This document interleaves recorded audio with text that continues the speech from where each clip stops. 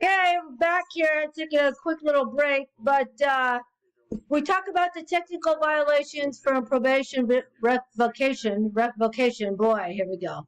Potato, revocation. Revocation, there we go. Woo, here we go. It's revocation. All right, so the technical violations, it says under federal law requires a revocations. Now, see, look at that, 2 seconds, revocation. Do not generally result in an arrest for a new offense, and as much as 50% of the offender's probation is revoked when includes it in technical violations that they violated their probation. Okay, so here is some more research. Where they have all this data. Up to 23% of people on probation are revoked for engaging in a new crime. What? What? No. Hard to believe, right? But the good news is, I guess the other 75% is not committing crimes, so good for them, all right? I like it. Not everyone is revoked for the same reasons. Obviously, that's why they go to court. That's why they have a jury.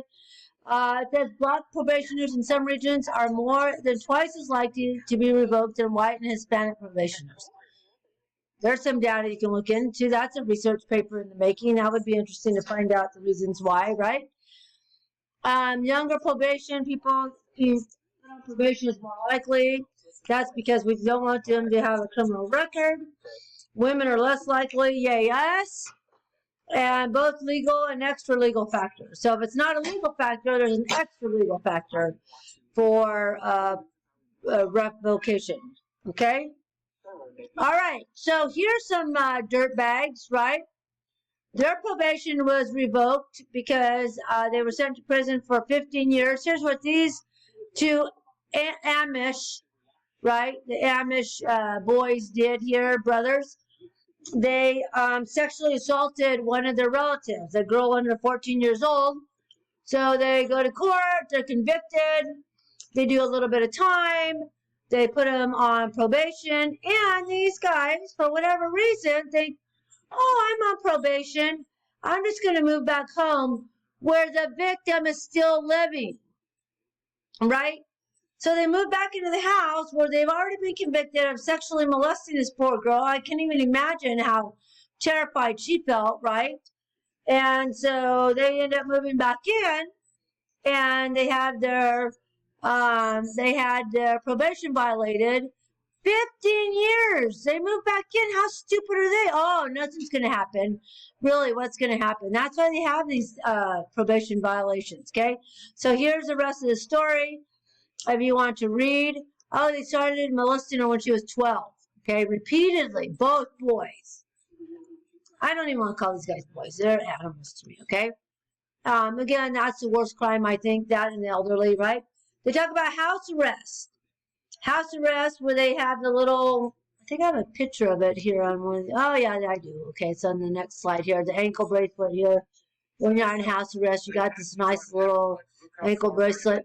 A lot of my friends started wearing their Fitbits around their ankle, and they show up, and people thought, what'd you get arrested for? You get in trouble, you're on probation, because they'll, the Fitbit on their ankle to get the extra steps. Okay, so you can leave your house for a short time.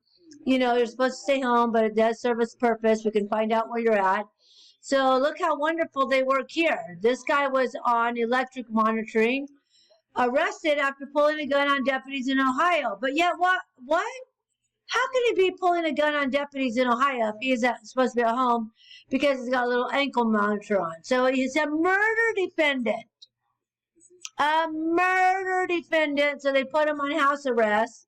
And now he's in Ohio pulling guns on cops. Okay, so for this assignment here, I want you to find where somebody was under house arrest, right? And see how well it worked for them. And see what other crimes they were out doing. Because, right, there's under up to 25% of the public that goes out and commits crimes. All right. So here's a beautiful electronic monitoring bracelet, right, that you have. I guess it's better than staying in custody. There's how some people, though, that I've talked to that will not go out on house arrest. They do not want to go out on probation. They don't want to go out on parole. They will do their time because they don't want somebody knocking on the door.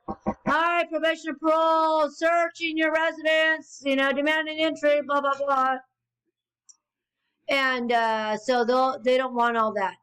GPS, right? It's on GPS. I want you to do a little bit of research here. Tell me, do you think that the system can be hacked? If you so, find something that can show me that you found something on the internet, some research. If you can't, snipping tools always work wonderful, because if your little website, what is it called?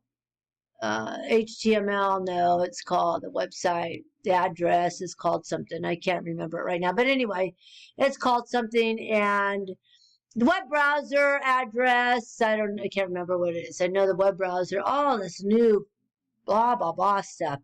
Okay. So anyway, give me some information. Show me a picture of where somebody was able to hack into their GPS, not hack it off, right? Disable it by breaking into it, by hacking into it, okay? All right. All right, so here we're looking at parole in 21st century, what they look for. Obviously, they don't want you to come back, right? Love you in prison, fantastic, you're here, we don't want you back. And that's how it should be. You shouldn't want to go back, right? Are you remorseful for your behavior? Are you, I could care less, what society says, I'm going to continue doing what I'm doing. Or are you remorseful? What caused you to do what you did, right? Why did you, rape the baby, right, on the last module? So let's look into the history of why you raped the baby. It's like, well, how can you possibly come up with that? Because that's some psychotic, right? How is that possible? And what are your plans once we get you back into society? How are you going to get back into society and be a productive member of society? All right? Here's the role of the parole officer. Like it says, the majority of the time, what are they doing? What are they doing? What are they doing? There's so many people on parole, though. It's hard to keep tabs of everybody. For your assignment, next question here. Tell me what's one thing you learned new that you didn't know that a parole officer did before. I'm trying to get back into society. This is a good little video here. When you spend some time in prison and now you're trying to come out into society. Can you imagine you go into prison, you got a 20-year tail. I got one guy there, he's been there since he's 19, and what is he now? Almost dang near, what is he? Almost going to be 50 years old, because I'm thinking I was only 25 when I put him away for life in prison. We were just getting the cell phones, right? And he comes out, and it's like, not only the cell phones, there's all kinds of different phones out there, and all kinds of ways, all kinds of new delivery systems, all kinds of stuff out there, right? So anyway, it can be traumatic because they're used to having the same thing every day, Nobody really counts on him for anything. You're just in there doing your time, right? All right.